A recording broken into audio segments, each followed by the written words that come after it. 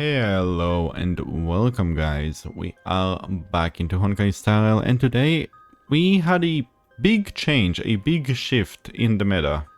They have added the new Star Wars mode? I always think it's called Steward, but I think it's Star Wars. Yeah, it's Star Wars. Makes sense. Very Honkai spacey themed. It makes sense. Now, this is a really big change in the meta because it has two things. One, it increases the difficulty. And two, it increases the difficulty while also having Primogem unlocks should you actually clear the higher difficulty. Yeah. If you get the prismatic. So what used to happen is that in previous Apocalyptic Shadows, for every clear that you needed to do, you would need to get 6600 total because you had two chambers, so it's 3300 per chamber. That's what you needed to clear. Now for 3 stars, which is to get the same rewards that you used to get, you need 9900, so you need to clear the same 3300 but for 3 different teams.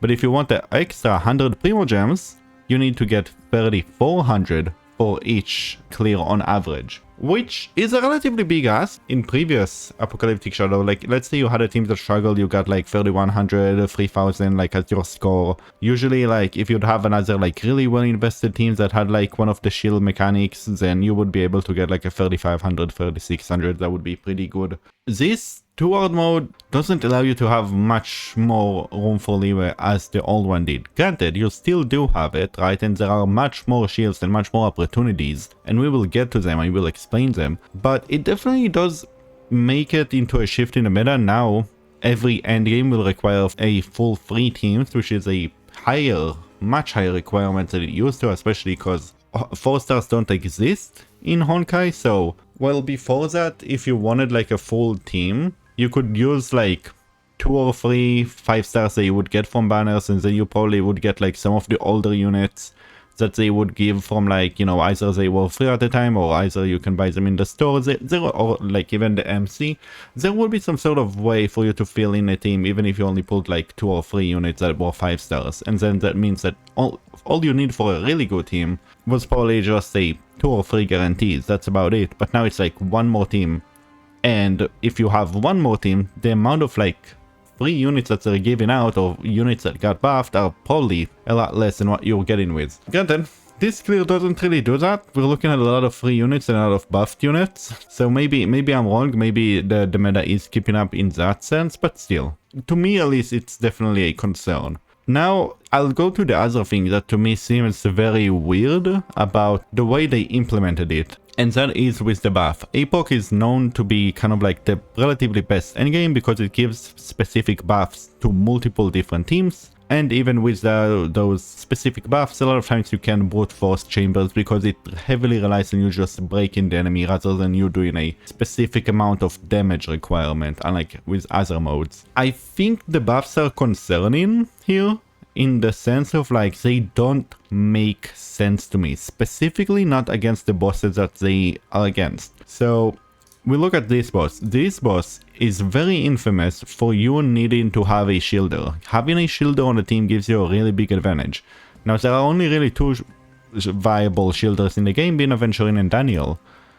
And neither of them really play on the elation team, neither of them really plays on a break team, and especially with a break team you'll need to use a break sustain here, because if you want a shield then they're going to attack a lot. The boss is very infamous for having a really big like tough break bar, so I doubt sustainless will work all that well, especially with the mechanics that it has like in an AoE counter that we will get to. And then obviously you have just a generic buff to just buff majority of teams. With this one, with crit damage, which is not really that good, but at least it's there. The other one, I think this one is really weird because whenever you see this buff, this physical buff, it always just means Pinon. But it's specifically out of like 3 bosses that they have that have physical weakness, this is the only one that doesn't have an innate physical weakness. So you can't really use any other team that wants a physical because you're not going to get your breaks. So in that sense, I think that's really dumb, because it's like, oh, here's the final shield, but also the final shield means that no other physical break can use it, which is very dumb. You have this one, which is an elation shield, but then again, you look at the weaknesses, no imaginary weakness, no physical weakness. This is pure a Sparksy shield, not even a Sparksy Silverwolf shield. And then you have the new, like, Blade and Acheron / Ashbel buff, which again is okay, actually makes sense. Lightning and Fire Weak, that makes sense, that's fine. And then you look here, and it's kind of like the bit of the same story. It's like, you have a Herda buff, you have a Remembrance buff, and you have a Dot buff. I don't get the Dot buff. Like, the Herda and the Remembrance buff are both fine. They're okay. Obviously, you can kind of use an Access there as well. But the Dot buff is the thing that I don't get. And sure, yes, you know, you have physical and 19 weakness, and you do have a team that's, like, very... You know, if you do use Daniels and you have a bunch of, like, physical break, and you do have Kafka with a okay breaker, I guess. It's mainly just DPS. And to me, it's kind of like, I don't understand why it's not on Cocolia, because Cocolia has always been known for having a dot shield, for having a break shield, and she doesn't have any of that in this one. To me, the buffs just feel weird. So I am unsure, like, if this is how things are going to be, where, like, the buffs don't necessarily directly translate to a actual team that you can use there, other than, like, some sort of weird niche team that just because of the buff becomes viable there. To me, that's a bit concerning. Maybe, you know, maybe if I look positively at it, it could be a thing where, like, they just make teams that generally wouldn't have been viable, they make them viable for these chambers. But you can't blame me for being doubtful about HSR balancing, you know. I feel like the devs have been very notorious for all of the power creep and HP inflation, generally speaking. With that, though, I think we'll go into clears. Now, I don't think there's all that much content into these clears, as they do take advantage. A lot of times they do manage to take some advantage of buffs, and my teams are very highly invested into. But I do think it's at least worth to showcase how a good run can look like, and what are the capabilities, or at least what's the intention of the devs when they decided to play a lot of these teams. But for me personally, I just can't help but feel like, you know, be kind of sus about it. Like, this is kind of like the calm before things get really bad really soon. We will attack this, that should hopefully give us the ult here. And then she can ult, and I can do this ult. And that gives us enough energy for the Yao Guang ult. And that means that I can Ho-Ho ult. Yeah, I don't have enough punchline stacks to the point where I think I would super overcap on Evanescence. I could be very wrong.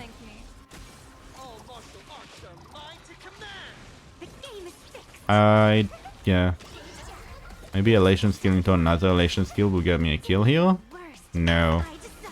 It's fine. It's a massive waste of DPS here, doing 2.4 million on, like, one enemy who was, like, on 1 HP, but that's fine. So yeah, once you break this guy, you can see he has, like, 5 toughness bars. Granted, they're not as powerful as some other ones, but they're still a lot higher than what you would usually find. And you get the benefit of killing summons, or if you have shields. But again, none of the shield teams against him really has a shield, so you don't really get to play his mechanic of the boss, which I find very dumb. Like, this team, there's no reason for me to go Daniel here when Warhol is so much better as a support here. Even though, technically speaking, at least in terms of elements, it's very clear that they do have the correct team. Oh my god, I almost died. It's very clear that I have the correct teams in terms of elements. I have physical and lightning. But yeah, so I don't know, to me it feels off, but yeah. We'll go over the team in, like, notes, because this should be a clear very soon. But we're looking at E2 S1 Evanescence. We're looking at EMC, who is free with, like, the Herda store icon.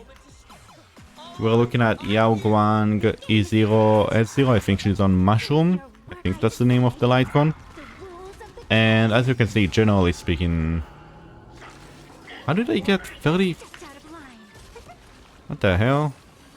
How did I clear it so fast? What did I do very wrong here, to the point where I'm not clearing it now? That's interesting. Because like, the number, I feel like I was already on 3800 on my previous clear. And now somehow... It's this way people get her light gone. Let's do another one of these. Because I don't think they're dead yet. Oh, they are. That's convenient. Last time they weren't.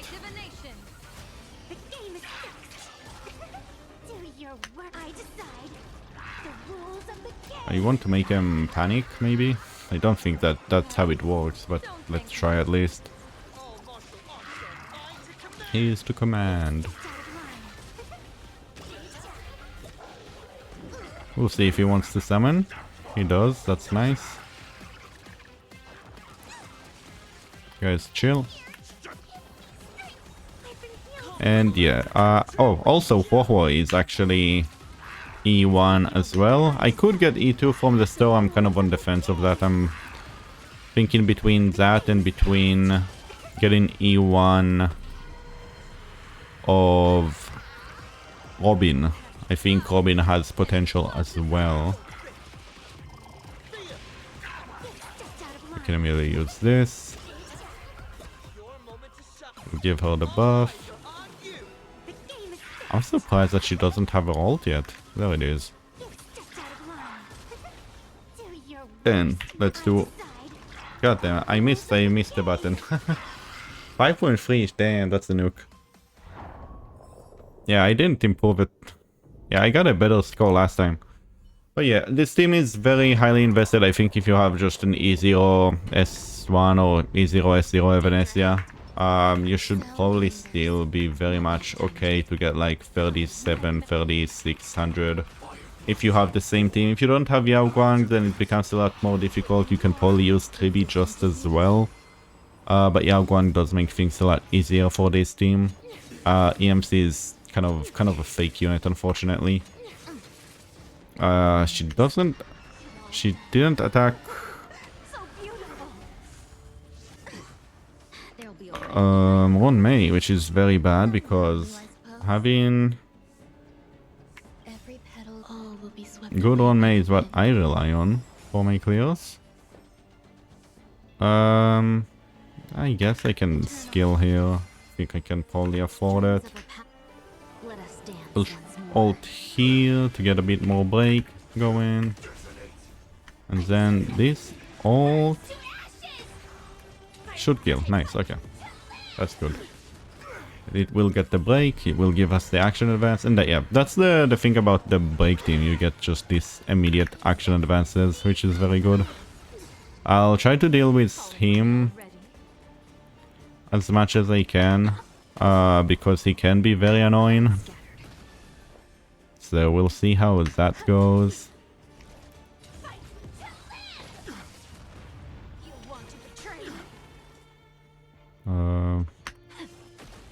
This should be an action delay on him, yeah, because Cocolia is significantly lowered. I don't get my ult, another ult here. I'll try to kill him now, just so that he doesn't become an issue.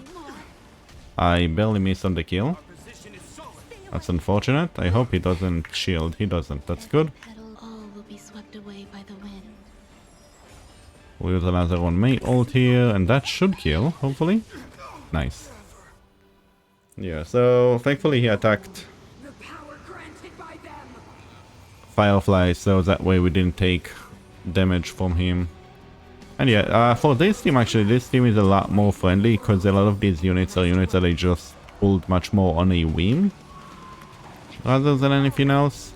So we're looking at...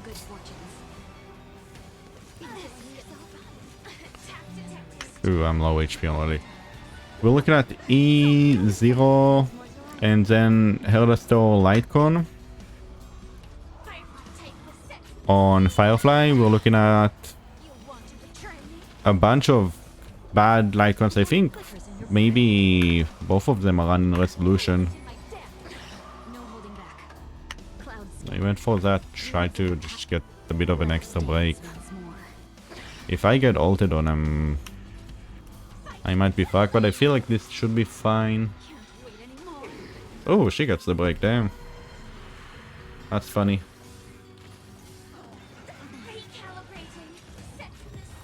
I'm running out of skill points.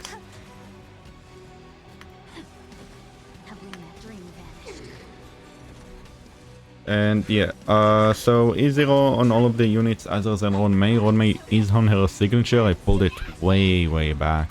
Obviously, I use it mainly now just for the extra skill point. When you ult, it's very convenient, especially on this team that's relatively hungry on skill points. I find it more comfortable to play than something like DDD, because I don't get to use DDD all that much. So an extra skill point whenever I can feels a lot more convenient. That should be the kill, yeah. As you can see, again, decent clear. I once again just barely missed it compared to my previous runs by a few action. And yeah, the light cons, again, they're all like just standard. I think, again, both of them are probably on resolution or something. And we'll go for my last clear, which is the dot team against this dude. Again, I don't really understand that. I've seen actually a lot of people use Silly for this one, which I think is really cool. I don't have Ceredra, so my Silly is obviously not that great. But it was very interesting to see Silly, thanks to the buff, becoming a bit more meta. But yeah, to me, she's unfortunately still not powerful enough. And again, I don't know. I just find it weird. This boss, in terms of like, it wants to be a dot shield. Like the weaknesses aren't necessarily wrong, but they don't feel right either. Like it feels like I'm just doing a thing. I don't know how to explain it. It doesn't feel like I'm doing the proper mechanic as much as like I get the benefit of just like weird mechanics working together. I don't know how to explain it. It's very weird. We'll try to get a few more kills here for the sake of helping me get the break on this dude.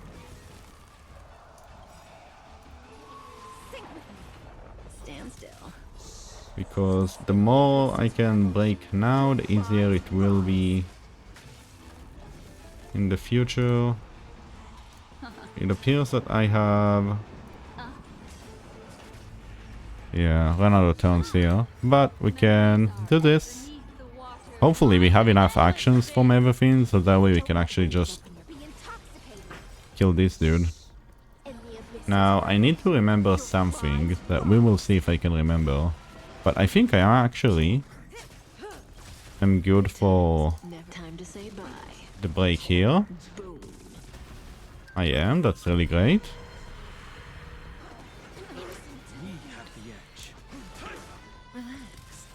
Okay, I don't need to attack with his ult, I can save that. I can save her ult as well.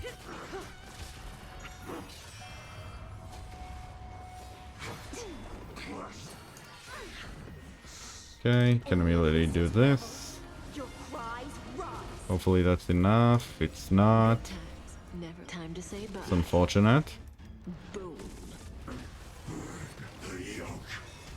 Okay, we'll wait for him. Then we can do this. We'll see if we get some good RNG here. We do, but it's not enough. We might be able to just kill... okay, we do kill one of them. That does give us the action advance. I will attack this guy. I might as well use this. That makes this KO a lot easier.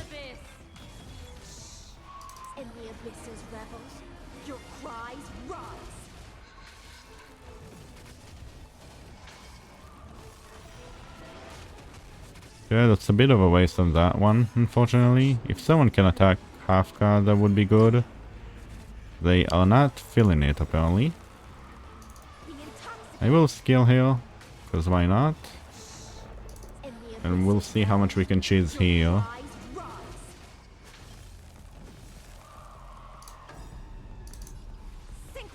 It's not enough for an ult, but this should be, because this is one ult.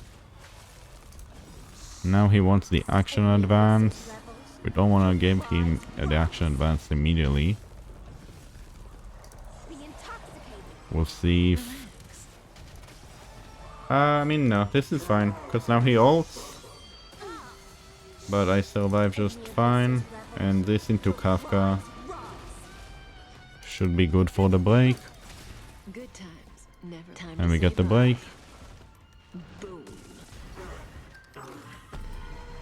And with this, it should probably just be game over for him.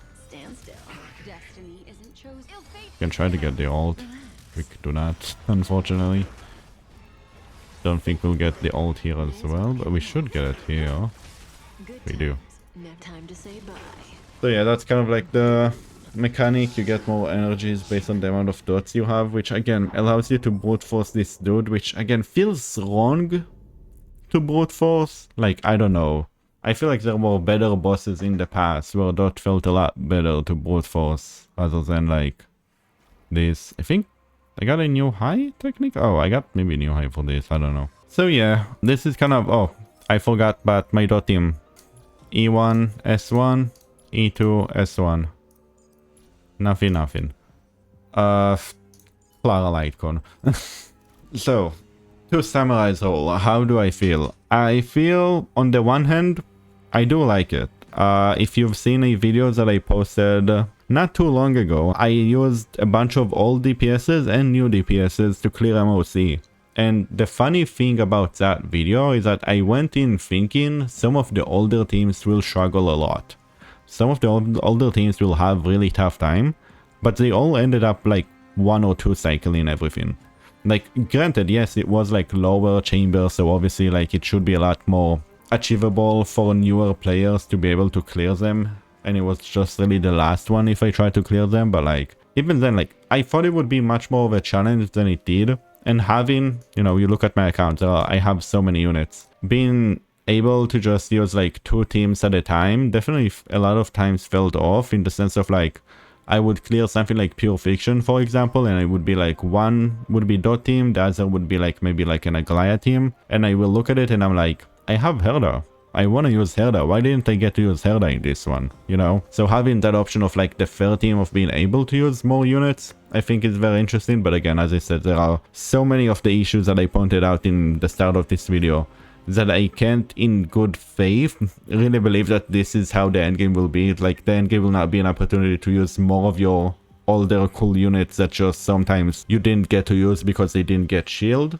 But rather, it will just be a kind of like even harder race to keep up with the meta. And in that sense, I am definitely concerned. For now though, obviously, my position, as you can see, I have 2 very heavily invested teams. I have a third relatively good team that just got shield a lot, especially for this game mode. I have a lot of other units that has potential should upcoming units. Again, we do know about a bunch of new units that are coming up. I don't think I will pull for them, obviously, but we do get either a free Gilgamesh or a free Archer, which could be a good addition to my account, depends on what they do. But yeah, I don't know. To me, it's just...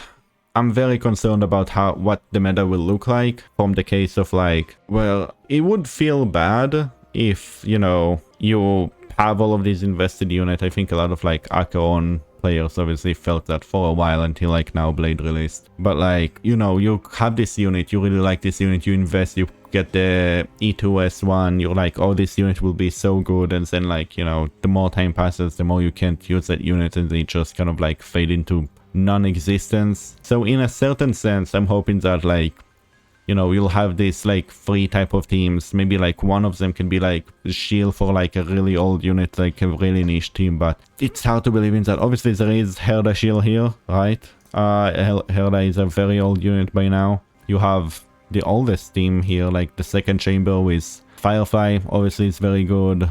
Acheron actually is very good here as well. So it's like a lot of these old units definitely have potential. But I don't know. I'm feeling very confused. On the one hand, I'm very happy for like, again, more content that you can use more teams in. I appreciate that. I like that. I wanted that for a while.